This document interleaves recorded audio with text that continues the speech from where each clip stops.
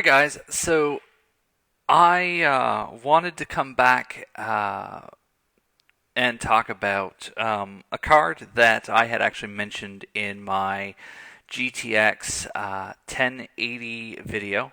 The card, of course, is the Titan X. Now, the Titan X is, if you're a little confused, the Titan X is a slightly older card, but it's also a slightly newer card. The original NVIDIA Titan X actually came out about we're getting close to 2 years here. So the Titan X originally was based on the Maxwell architecture, and this architecture carried NVIDIA quite a ways, helped them beat out AMD in a lot of performance benchmarks, and so this year Pascal came out. And, there were rumors. We have P100, and we have GP104, GP104, and we have GP102 and GP106. So GP106, of course, is the GTX 1060. And GP104 is the GTX 1070 and the GTX 1080. P100 is a deep learning card. I believe it's considered a Tesla card. So GP102 comes out. NVIDIA announces it at an AI Institute event. Says it's the NVIDIA Titan X. Say they're going to make Titan a brand of its own. That's great. That's good. That's fine. But NVIDIA, you're selling the card on your GeForce site. Well, it's for deep learning. But NVIDIA... people may actually pay $1,200 for a graphics card so they can get the best, 60 frames at 4K. Well, we understand people are going to game it, but it's not for that. You shouldn't use it for that.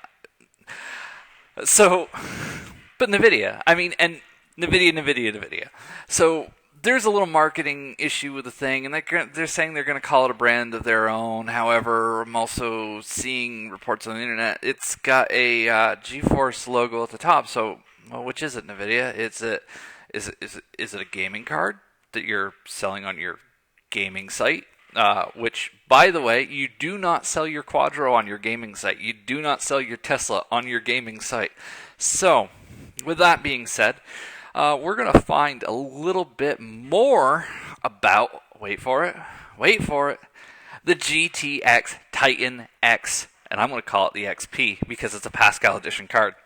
So, unlike last time when I did an unboxing video, guess what, guys? I've got a box right here, and it's from our friends at NVIDIA. This is actually something I purchased myself, and also, unlike the last video, which was silent, I made sure the audio was on for this one. So, with that being said, I'm going to say I've got a knife right here. And we're going to break into this thing.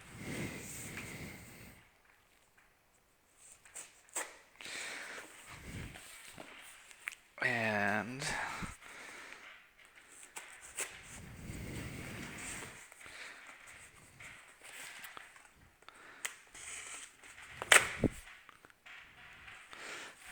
so, here we go. Let's see here.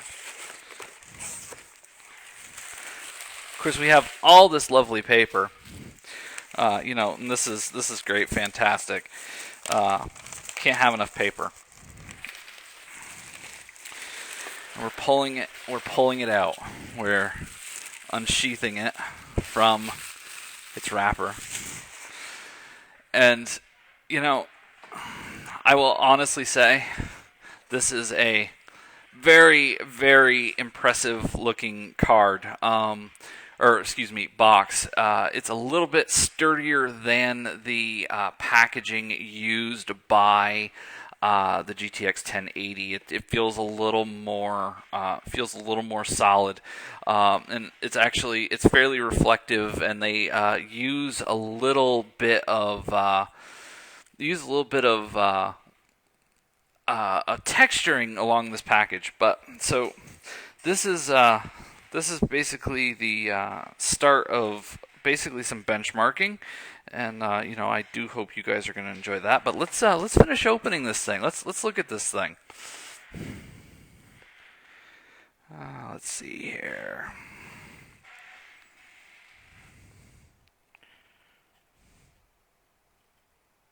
So the card retails for 1,200 US, which I'm gonna be honest is a lot. It's not a cheap card. It's definitely not something I would normally recommend. I do have a 4K monitor. That's part of the reason why I decided to pick this up. I want to only run one of these in my system. Although at some point down the line, it may be fairly interesting to go ahead and do an SLI configuration. But with Volta potentially, this is rumor, being around the corner in 2017, we will probably see a card that has HBM memory. Now, the GTX Titan X and the GTX 1080, I do not recall if the 1070 has this, but they have GDDR5X. Now, on the Titan X, with the amount of memory we have and the speed of the memory, it roughly has the bandwidth. In addition to the bus size, it has roughly the bandwidth of HBM1. Now, HBM2, which is what is rumored to be used in the next set of cards, is basically going to blow that away. I mean, hands down, it's going to blow it away. So, you know, getting two of these at this point, even getting one of these, is probably slightly irresponsible. So, you know, definitely buyer beware. With that being said, now, excuse me, I'm having a little issue with my anti-static bag. So, with, of course, HBM coming out, you know, you're going to have more memory bandwidth. You're going to have more memory just in, you know, it's going to be faster memory. Your fill rates, of course, will be more because of this. And there's a good chance that we could see the performance of even this card be blown away. So getting two of these, I would say at this point, not necessarily a good idea, especially if you're going to just use it for gaming. Now, here's the card in its full detail. I don't know if you can see this here. So it uses a very, very similar cooler, a very tessellated cooler. It's probably almost the same one, I believe, that's used on the GTX 1080. Except it's black instead of a silver and black. It's, of course, as you can see, a blower fan. On the back here, we have the same. We do have the same inputs as we do on a GTX 1080. We have one dual link DVI, and we have three HDMI. We have three DisplayPort 1.4s, and we have one HDMI. NVIDIA is saying 2.0B. I've actually tried to look up the difference between HDMI 2.0A and HDMI 2.0B. I can't seem to find that much difference. I will say 2.0A is and a B being extension of that, because a B is the B version is just a little beyond the A with whatever subset of features it adds. It will, when Microsoft and games finally decide to implement this, it will be HDR capable. So Gears of War 4, for example, when you get it on the Microsoft Store, If Microsoft has HDR enabled in Windows 10 and you have an HDR monitor or have this connected to an HDR television, guess what? You're going to have HDR because this card does HDR. It's capable, it's available. So, as you can see, it does support SLI. NVIDIA, of course, is only doing SLI two-way, no more 3 and 4 anymore, at least not officially supported. We have an 8-pin and a 6-pin power connector. So the card is capable of pulling up to 300 watts. You get 75, of course, from the PCIe. You get 150 from the 8-pin, and you get another 75 from the 6. So it's capable up to 300, but NVIDIA is saying 250 TDP. You might be able to do some overclocking with this. On the GTX 1080, of course, we ran into thermal throttling. Now, with that being in mind, this card has 20-30% more CUDA cores on it than the 1080 does.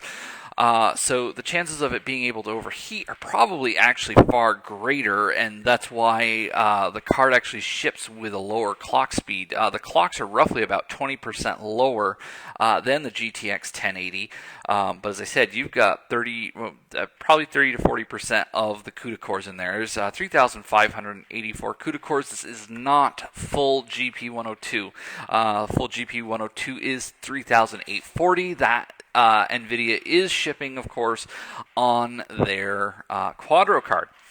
So just to flip it around, you can see it does have a backplate. NVIDIA has argued in the past, backplates, they cause extra heating. I don't know if that's true. I've never honestly really tested it. I mean, I suppose at some point I could do a little test and see if removing the backplate helps with heat, but let's get through some benchmarkings with it first. One other thing to mention, and I did mention it with this card earlier, this card is $1,200. Very expensive card. Depending upon the performance that we get, it may be worth it, it may not. It depends what you're running. If you're doing 1440, you're probably going to be able to settle with a 1080. A 1080 Ti probably is, I would assume, is on its way. I don't know anything specifically about that. But, so, as I said, you've gotten a good look at the card, but we're going to do one more Vanna White pass here, just because. It's a beautiful card. And take a look at the heat sink here down at the end. You can get a fairly good look at it. But with that being said, we're gonna get this put in the system, and we're gonna see exactly how everything goes and run some benchmarks. Of course, if you guys have questions, definitely leave them in the comments below. I will be more than happy to address them as quickly and hopefully as accurately as possible. If I don't have an answer, I will, of course, get back to you. I will tell you, give me some time to figure it out. And we're going to go from there. Oh, one other thing. And like I was saying this earlier, and here it is, right there.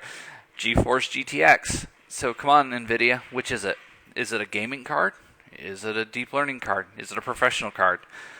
I don't think you, even though you like to play it off as something that it isn't, this is meant to be a gaming card, and it's meant to try and not PO people with their pricing, or with your pricing.